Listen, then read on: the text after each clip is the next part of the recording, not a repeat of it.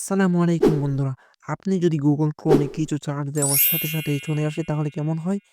আপনি যদি চান Google Chrome এ কিছু সার্চ দেওয়ার সাথে সাথেই চলে আসুক, তাহলে আজকের ভিডিওটি আপনার জন্য। সো আর দেরি না করে চলুন ভিডিওটি শুরু করা যাক।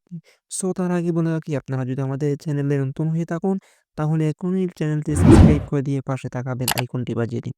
যাতে পরবর্তীতে এরকম নতুন ভিডিও আপলোড হওয়ার সাথে সাথেই সবার আগে আপনি পেয়ে যান। সাথে আপনারা যদি আমাদের পেজে নতুন হয়ে তাহলে এখনই পেজটি ফলো করে দিন। যাতে পরবর্তীতে এরকম নতুন ভিডিও আপলোড হওয়ার সাথে সাথেই সবার আগে আপনি পেয়ে যান।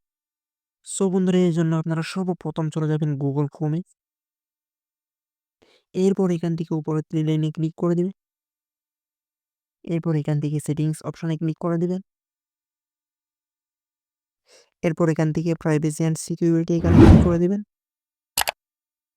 এরপর এখান থেকে আপনারা এখানে প্রাইভেসি গাইড এখানে ক্লিক করে দিবেন।